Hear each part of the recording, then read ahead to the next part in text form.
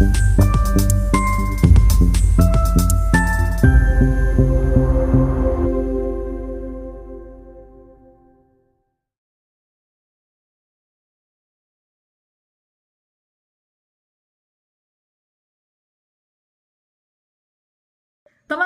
shalom. Puji Tuhan, hari ini kita akan menyaksikan sebuah kesaksian yang menarik dari seorang artis terkenal. Sebelumnya dia bukanlah seorang Kristen, bukan pengikut Tuhan Yesus. Tetapi kemudian dia memutuskan untuk menjadi pengikut Tuhan, sekalipun banyak yang menghalangi, sekalipun banyak yang merintangi, bahkan kiainya. Tetapi ternyata keputusannya telah bulat untuk mengikut Tuhan Yesus. Seperti apa kisah lengkapnya? Saksikan dalam video berikut ini dan semoga memberikan pencerahan ya. Jadi nama saya Dewi Ria, saya dibesarkan oleh keluarga besar saya, kakek saya Arab, turunan Al-Amudin, dan nenek saya India. Dan puji Tuhan, saya dibesarkan di Surabaya. Dari kecil saya bersekolah di pesantren Raudhatul Banak dari TK, SD, dan kemudian SMP saya bersekolah di Yayasan Pendidikan Ma'arif Surabaya. Lalu tahun 92-an, 92 apa ya 90-an lah ya, itu saya hijrah ke Jakarta, kemudian saya sekolah di Bekasi.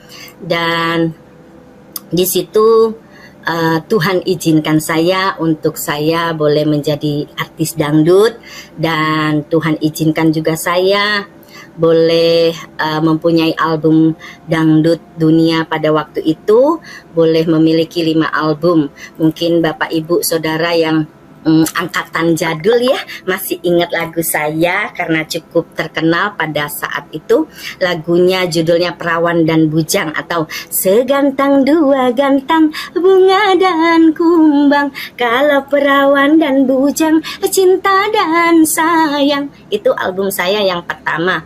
Lalu album saya yang kedua judulnya Perjaka dan Gadis Desa atau terkenalnya Cuk Cuk Cuk Bimbi Saradang Sarunai, kau ketuk pintu di hati, cinta tergapai. Lalu terus Tuhan berikan kesempatan saya untuk punya album ketiga, album keempat, album kelima, dan puji nama Tuhan beberapa album saya cukup meledak di pasaran. Dan tahun 95 pada waktu itu saya berkenalan dengan pacar saya yang sekarang menjadi suami saya. Puji Tuhan, namanya Bapak Paul Jeremia. Beliau anak hamba Tuhan, gembala sidang GPDI di Watampone, di 4 jam dari Makassar. Almarhum mertua saya itu ya, Bapak almarhum Pendeta Berti Sutaryo dan Ibu almarhumah Syana Sutaryo. Jadi saya diperkenalkan Tuhan Yesus oleh suami saya, pada waktu itu masih menjadi pacar saya. Dan secara manusia itu mustahil buat saya, karena memang dari kecil juga saya kan bersekolah di pesantren, dan kami keluarga besar juga Arab India ya, yang kental dengan Muslim ya. Jadi saya ditentang oleh keluarga besar saya, terutama mama saya. Waktu itu almarhumah mama saya masih hidup ya. Jadi saya sempat mengalami tantangan dari keluarga besar saya. Mohon maaf, ini saya bukan mau menjelekkan orang tua, tidak ya. Tapi ini merupakan pengalaman pribadi yang saya alami ketika saya mau menerima Yesus Masiah sebagai Tuhan dan Juru Selamat pribadi. Jadi orang tua saya, khususnya mama saya, itu menentang pada saat itu karena saya berpacaran dengan orang Kristen. Lalu saya, singkat cerita, saya dibawa ke Jawa Timur, di Jombang. Pada waktu itu rencananya mama saya itu mau masukkan saya ke pesantren Tebu Ireng. Tetapi sebelumnya saya dibawa di satu rumah dulu di saudara di Jombang. Di situ saya dikurung di satu kamar, lalu dikunciin dari luar, Lalu hanya waktu makan dan minum, mama saya itu masuk ke kamar dan memberikan satu kantong plastik untuk saya buang air besar dan buang air kecil. Jadi di situ saya dipaksa untuk saya sholat, saya dipaksa untuk mengaji, karena intinya itu mama saya tidak mau kalau saya masuk Kristen. Lalu di situ saya mengalami penyiksaan. Setiap mama saya masuk kamar kasih makan itu saya disiksa ya.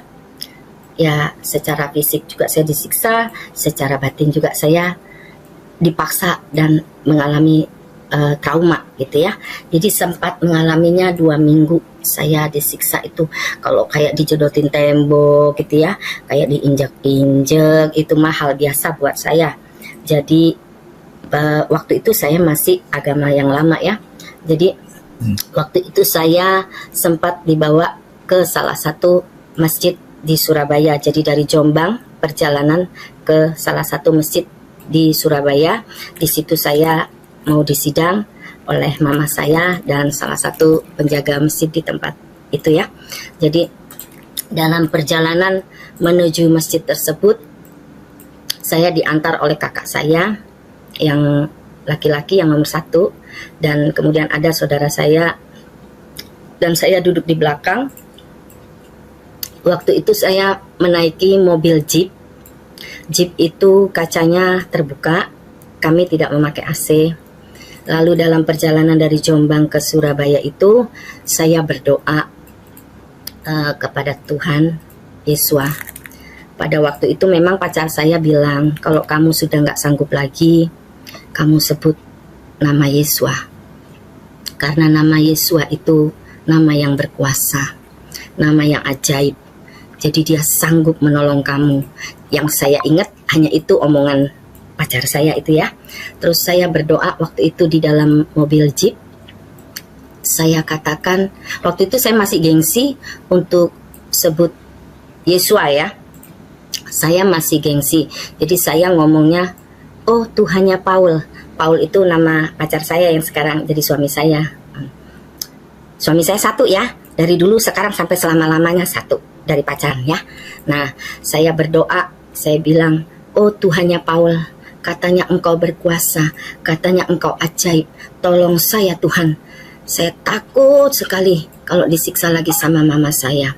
Lalu di situ dalam doa saya melihat sinar yang luar biasa. Saya melihat sosok yang memakai jubah putih dan memakai mahkota. Lalu ada suara yang sangat-sangat terdengar jelas. Dia berkata, jangan takut anakku, aku menyertai kamu kemanapun kamu pergi. Lalu saya pikir itu hantu ya. Lalu saya tanya, kamu siapa? Lalu dia katakan, akulah Yeshua HaMashiach, akulah Tuhannya semua umat manusia, dan aku akan datang kedua kalinya untuk menghakimi umat manusia. Jangan takut anakku, aku menyertai kamu kemanapun kamu pergi. Lalu saya bilang, amin. Lalu saya lihat sinar yang tadi yang saya lihat itu hilang. Terus sosok yang pakai jubah putih juga itu hilang. Lalu satu mobil itu, saudara, itu berbau wangi. Saya masih belum tahu ya kalau waktu itu bau wangi itu apa, tapi saya percaya, ketika saya sudah percaya Yesus, saya percaya bahwa kehadiran Tuhan itu, kalau Tuhan hadir, itu baunya seperti dupa yang wangi. Jadi saya percaya bau yang wangi waktu itu saya cium ketika saya berdoa, itu kehadiran Yesus HaMashiach. Jadi langsung di situ saya amin, dan dalam hati nih ya saya bilang, oh ternyata Tuhannya orang Kristen itu Tuhan yang hidup ya. Saya bilang gitu.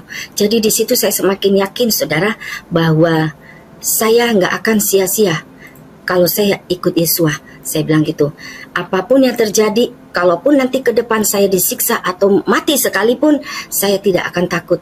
Karena janjinya iya dan amin bahwa dia sediakan tempat untuk kita di surga. Jadi singkat cerita akhirnya. Dan oh ya, jadi yang bau wangi tadi itu kakak saya juga nyium. Ini bau apa ya? Kok wangi sekali? Terus saudara saya yang 1 juga nyium gitu baunya.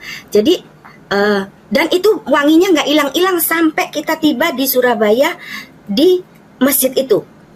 itu wanginya tidak hilang, saudara. Jadi terus akhirnya tibalah kami di masjid itu ya.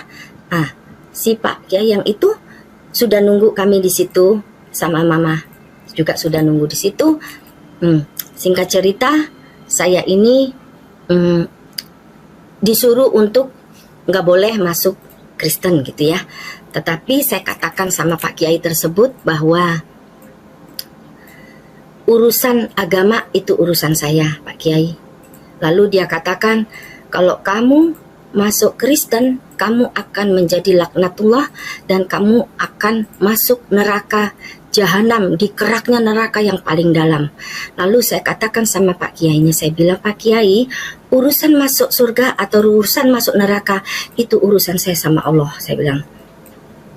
Lalu saya bilang begitu, urusan saya masuk surga ataupun urusan saya masuk neraka itu urusan saya sama Allah, Pak Kiai.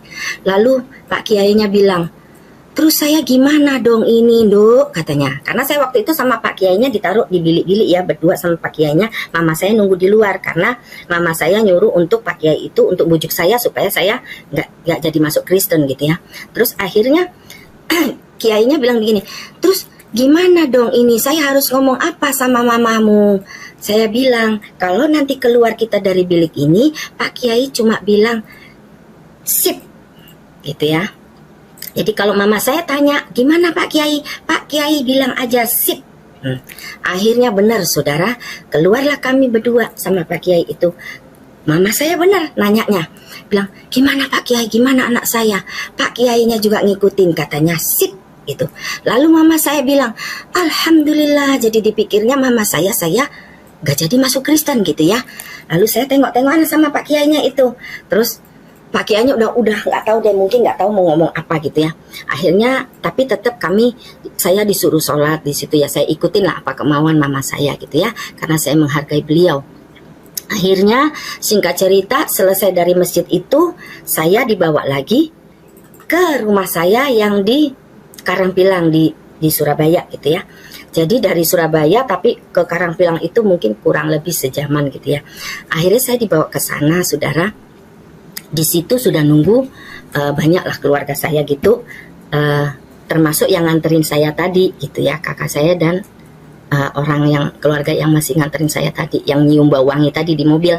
Nah, udah nunggu juga di situ, semua udah nunggu. Mama saya nanya lagi, saudara ya. Jadi bagaimana Dewi? Kamu masih mau masuk Kristen atau enggak? Katanya gitu. Sambil pisau ditusukkan di sini. Tapi banyak juga keluarga yang melarang, jangan kayak orang kesurupan gitu ya. Terus saya pasrah, saudara ya. Saya pikir gini, kalau saya pun mati, ya saya mati masuk surga. Saya bilang sama Tuhan, Tuhan, kalau memang sudah saatnya saya mati saat ini, saya siap Tuhan, saya bilang gitu. Karena pisau semakin ditusukkan di sini saya, ya Bapak Ibu. Terus mama saya nanya gitu, ya saya bilang, Mam, saya itu sayang Mami, tapi saya juga sayang sama Tuhan Yesus, saya bilang gitu. Padahal waktu itu saya masih Muslim ya. Terus gak bisa, kamu harus milih salah satu. Akhirnya singkat cerita, keluarga saya ngademin mama saya gitu ya, supaya nggak tambah ngamuk gitu ya. Jadi mama saya diem aja udah. Akhirnya mama saya nggak jadi ngamuk karena saudara-saudara saya pada jangan gitu ya, jangan udah tenang dulu gitu. Akhirnya singkat cerita, saya di situ disuruh sama mama saya untuk saya telentang. Di situ saya dilangkahin 3 langkah oleh mama saya. Lalu saya dicuciin muka saya dengan air pipisnya. Lalu saya disuruh ke kamar berdua sama mama saya.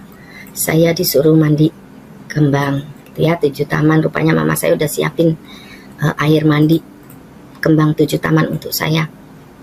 Jadi saya mandi di situ, saya ikutin aja semua apa mama saya mau ya, supaya dia lega gitu ya. Terus dia tanya lagi, saya dijambak, saya dijedotin, dia tanya lagi.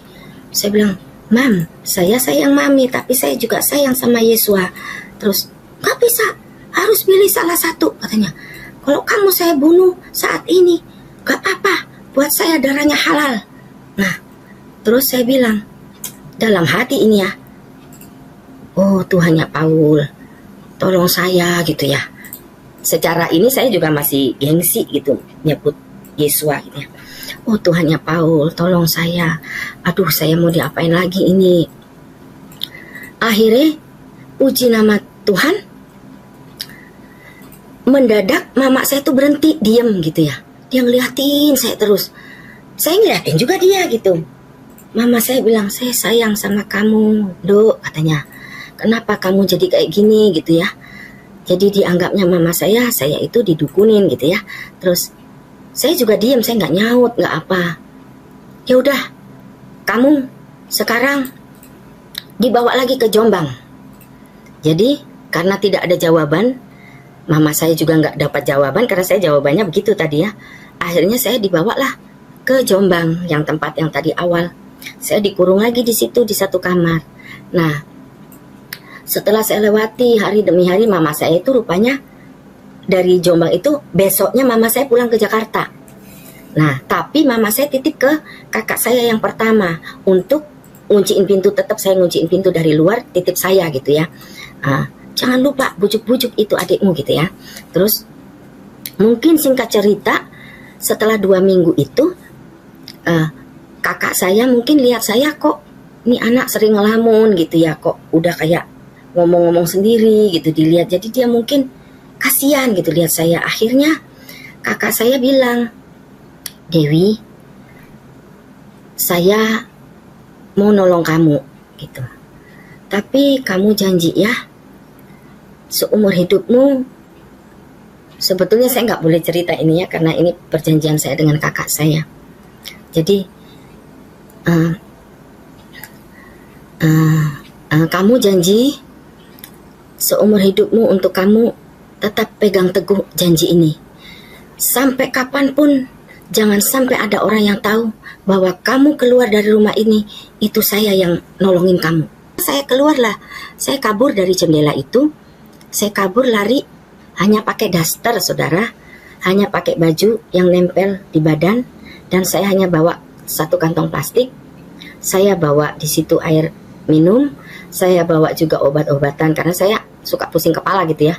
Nah, akhirnya kakak saya kan udah kasih uang tuh tadi 50.000. Saya ingat banget uangnya 50.000 tahun 95. Itu udah banyak banget.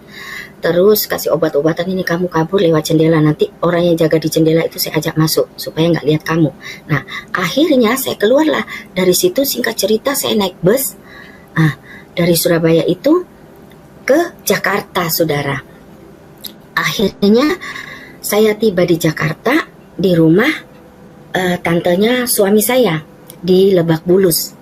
Nah, singkat cerita, keluarga saya, khususnya mama saya itu akhirnya nyari. Jadi nyari, tapi kakak saya juga ikutan nyari gitu. Saya nggak tahu, berarti dia kabur lewat jendela gitu kan. Nah,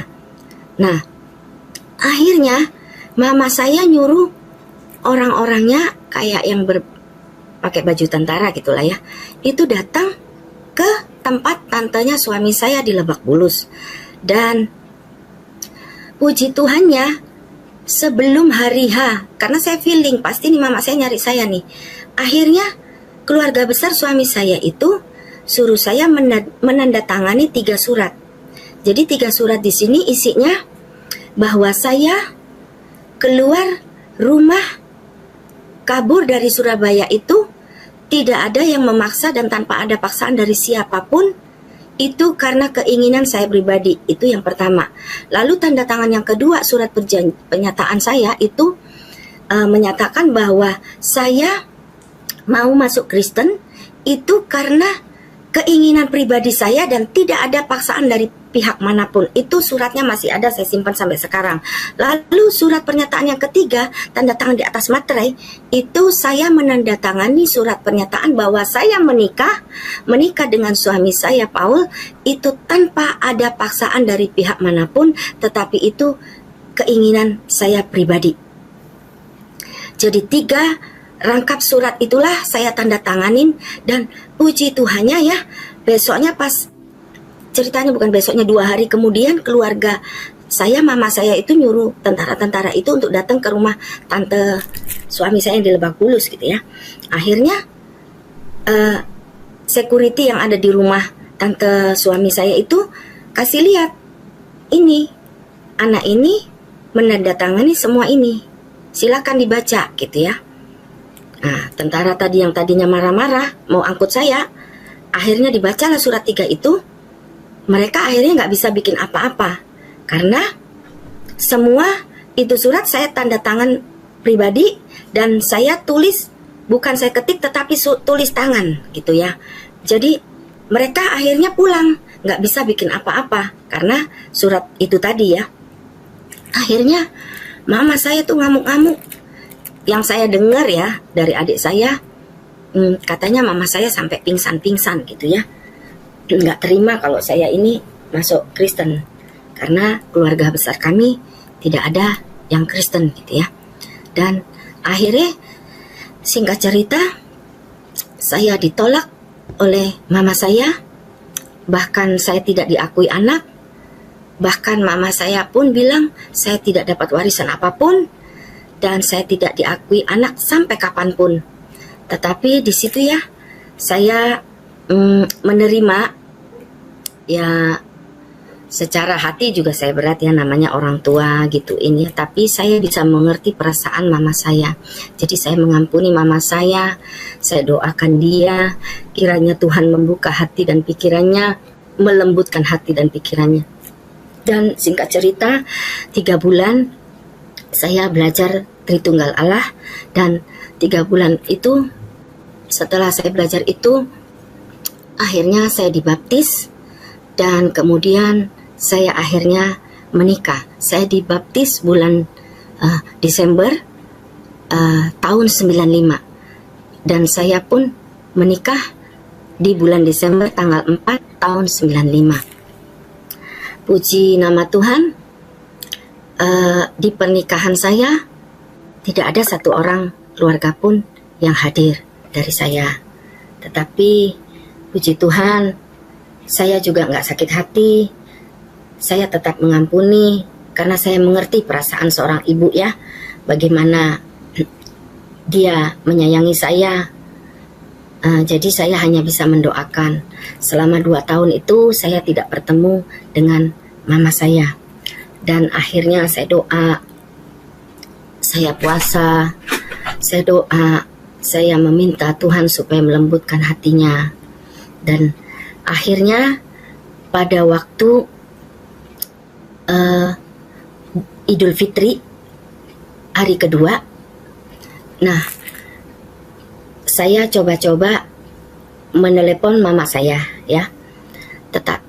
Saya nomornya dari adik saya yang ngasih gitu ya. Adik saya yang ngasih saya nomor telepon mama saya, dan mama saya katanya izinkan saya telepon. Akhirnya saya telepon mama saya bilang, "Mam, saya mau datang ke rumah di Bekasi. Saya mau datang bawa keluarga suami saya, dan saya mau meminta maaf." Akhirnya mama saya bilang, "Ya, silakan kamu datang." Dia tanya juga, "Apa kabarmu? Bagaimana? Kamu sekarang sehat apa enggak?" Terus pas hari Lebaran kedua, saya datang ke rumah kakak saya yang di Bekasi. Di situ mama saya udah nunggu saya, dan keluarga suami saya, papa, mama suami saya juga hadir. Di situ saya sujud minta maaf di kaki mama saya. Saya bilang, "Mam, maafin saya ya.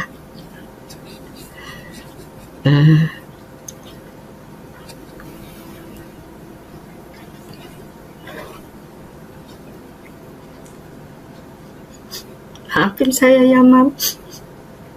Saya sudah menyakiti hati Mami. Saya sudah jadi anak yang durhaka. Saya minta maaf ya, Mam." Saya sujud di kaki Mami saya. Saya cium kakinya. Saya cium tangannya. Lalu mama saya bilang, lakum dinukum waliyadi. Agamamu, agamamu, agamaku, agamaku. Kalau itu sudah menjadi keputusanmu, silakan kamu jalankan agamamu. Tapi satu permintaan mami, kamu kalau sudah ikut agamamu, kamu jangan tanggung-tanggung. Kamu harus sepenuh hati.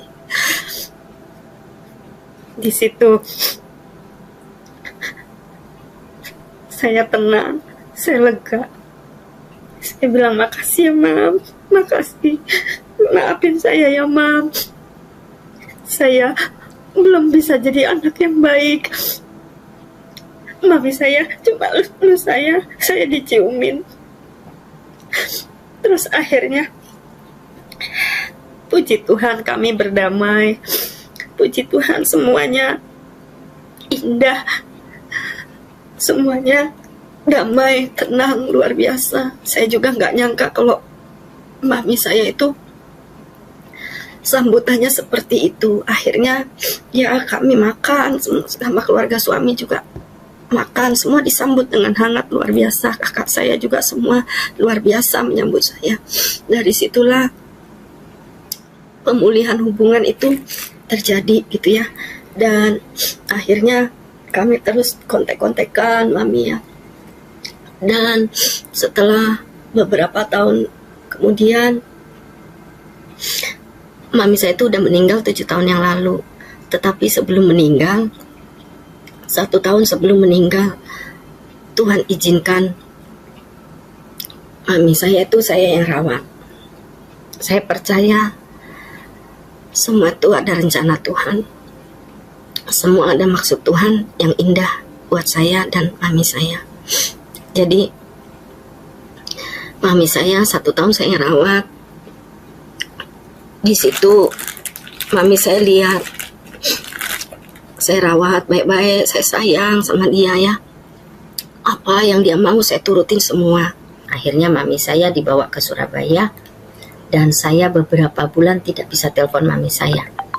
Singkat cerita, mami saya akhirnya dibawa lagi ke Bekasi, ke tempat kakak saya dari Surabaya itu dalam keadaan tidak sadar dan tidak ingat kami anak-anaknya. Jadi akhirnya mami saya dibawa ke ICU. Sampai singkat cerita keluar dari ICU pun mami saya tidak ingat anak-anaknya semua. Jadi saya dipanggil tante lah, saya dipanggil mbak lah gitu ya. Tapi tetap terus saya bisikkan di telinga mami saya bahwa mami, Yesua Hamasia mengasihi mami. Yesua Hamasia sangat sayang sama mami. Mami jangan takut ya. Yesua Hamasia selalu peluk mami. Dia cuma nangis, keluar air matanya gitu ya. Dia lihat saya nggak bisa ngomong, cuma ya begitulah.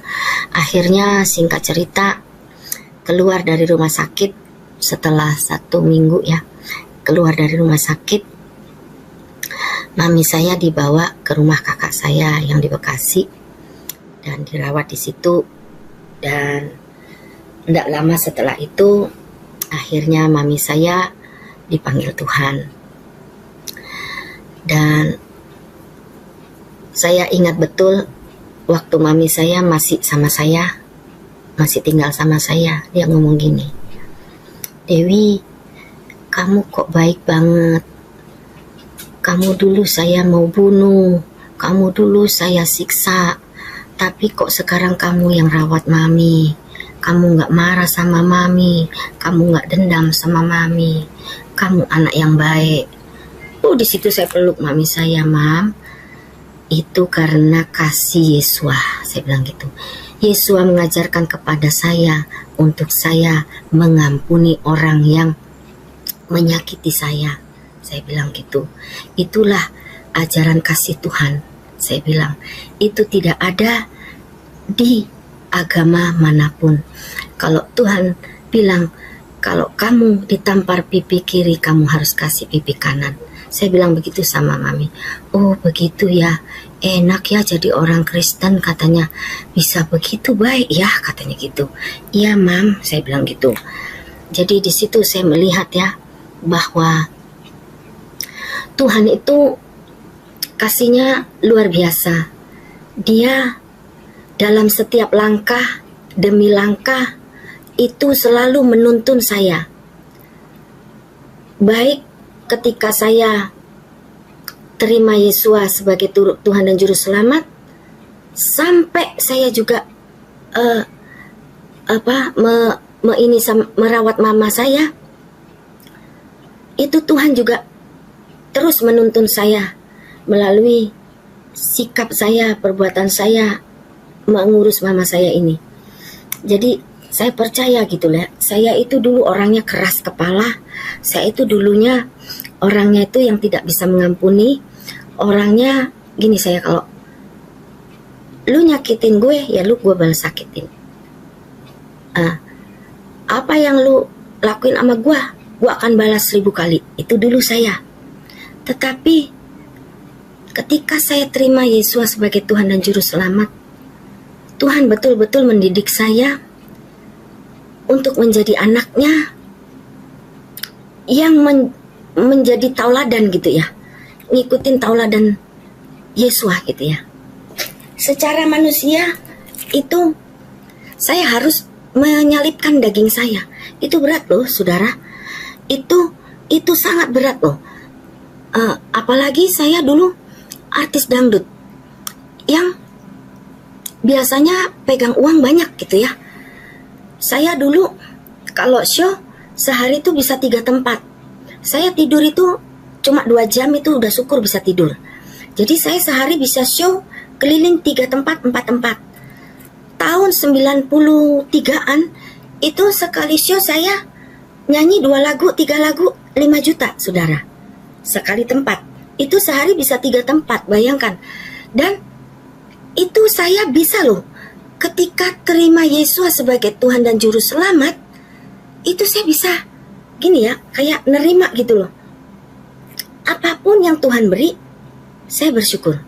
Apapun yang Tuhan kasih, saya terima. Jadi saya nggak ada gitu, enakan dulu dong gue nyanyi, enggak gitu ya.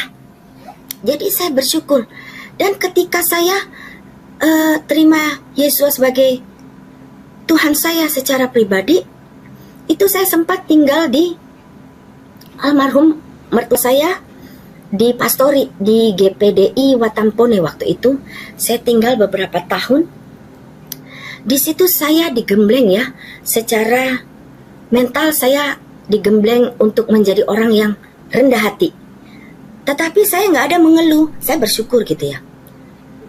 Tetapi ada kalanya, namanya manusia ya, saya sempat juga mengalami kayak kayak shock gitu, kayak kaget.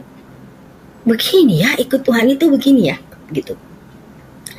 Saya sempat mengalami waktu itu di titik terendah saya sempat hampir-hampir juga meninggalkan Tuhan.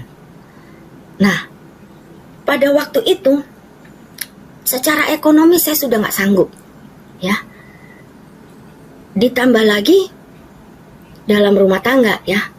Saya tidak usah ceritakan rumah tangga masalah saya waktu itu.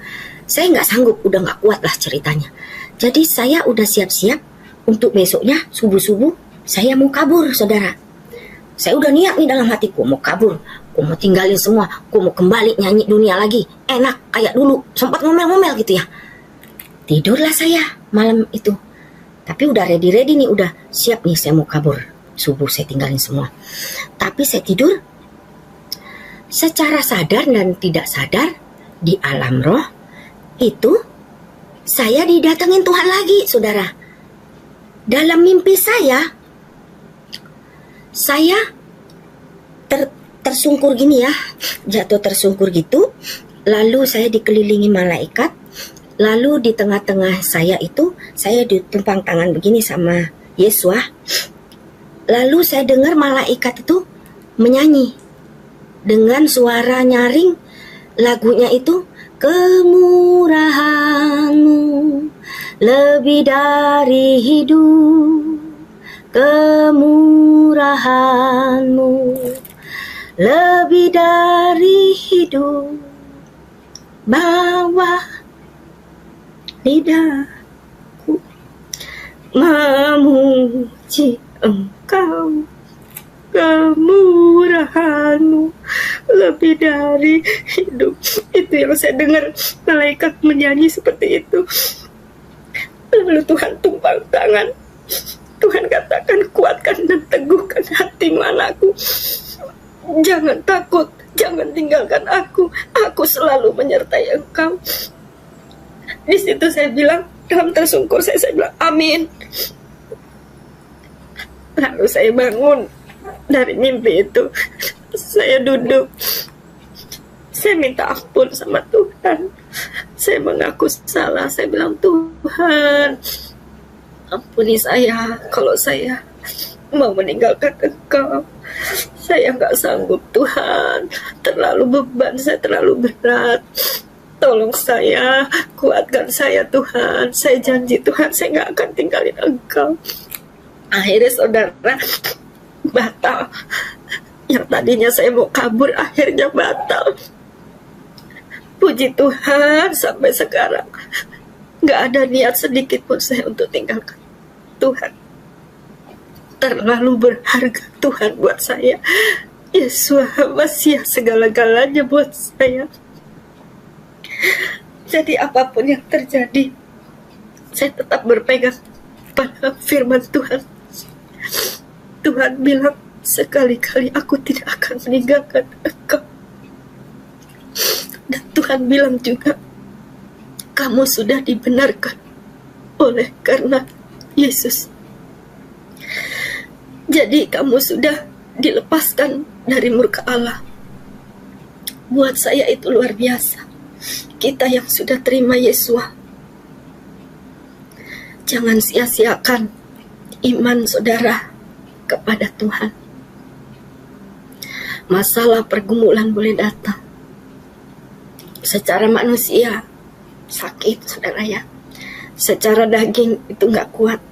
Tetapi kalau kita berpegang pada firman Tuhan, maka Tuhan sendiri yang memberikan kekuatan buat kita. Itu yang saya alami. Akhirnya saya tersungkur, saya minta ampun, saya mengaku salah. Di situ saya nggak jadi tinggalkan Tuhan. Saya melayani pekerjaan Tuhan sampai saat ini. Puji Tuhan. Dan hati saya itu ya,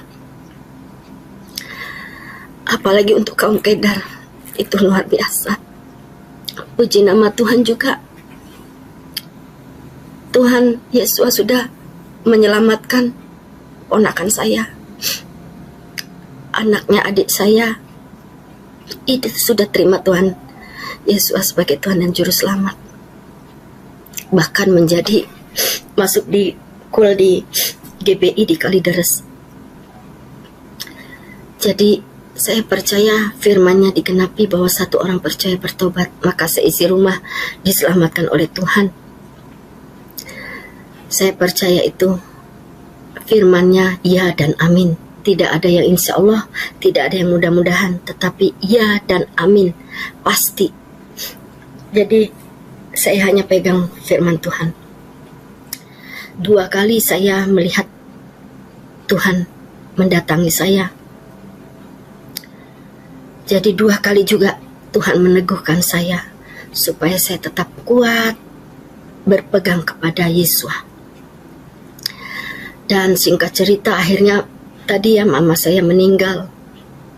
Sebelum meninggal saya sempat doakan, bisikan di telinganya walaupun beliau sudah gak bisa ngomong.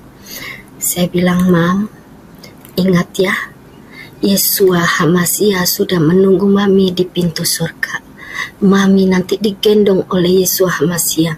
Jangan takut ya, Mam. Saya bilang, Yesua Hamasia sudah menunggu Mami, sudah siap memeluk Mami, sudah siap menggendong Mami. Dia cuma melelehkan air mata. Rumah Mami sudah ada di surga, saya bilang gitu. Dia cuma melelehkan air mata. Melek juga enggak, cuma meleleh air mata aja. Saya percaya ya. Yesus sudah meneguhkan hati mami saya. Jadi itulah perjalanan hidup pribadi saya. Puji Tuhan, kita sudah menyaksikan kesaksian rohani ataupun kesaksian pertobatan dari Dewi Ria, artis cantik yang memutuskan untuk percaya kepada Tuhan Yesus. Setelah dia percaya kepada Tuhan, bukan perjalanan yang mudah yang dia hadapi, karena orang tua dia sendiri menghalangi ataupun menolak akan keputusannya untuk menjadi seorang Kristen. Bahkan sempat memusuhi, bahkan nyaris ingin membunuhnya. Tetapi ternyata Tuhan memberikan pertolongan, Tuhan memberikan kekuatan, dan Tuhan memberikan jalan keluar, di mana Dewi Ria diberikan kesempatan untuk memperbaiki hubungan dengan orang tuanya, bahkan diberikan kesempatan untuk merawat dan menyatakan baktinya, kasih sayangnya kepada mamanya ketika mamanya membutuhkan pertolongan dan juga bantuan daripada Dewi Ria. Sungguh ini adalah suatu kesaksian yang indah.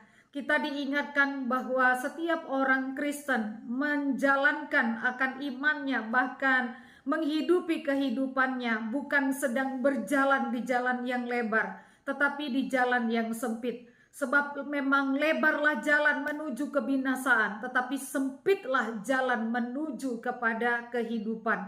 Oleh karena itu teman-teman, sekalipun firman Tuhan sudah menandaskan bahwa jalan menuju kehidupan itu memang sempit, sesak, sulit, tidak mudah, banyak rintangan. Tetapi jika kita setia, jika kita terus bersandar kepada Tuhan, bukan tidak bisa. Karena kekuatan Tuhan menopang, kuasa Tuhan menjagai agar kita berkemenangan, agar kita berhasil sampai pada akhirnya, sampai kita berjumpa dengan Tuhan Yesus. Karena itu, tetaplah saksikan imanmu, kerohanianmu kepada orang lain dan menjadi berkatlah, dan tetaplah setia di dalam segala keadaan kepada Tuhan sampai akhir. Tuhan Yesus memberkati.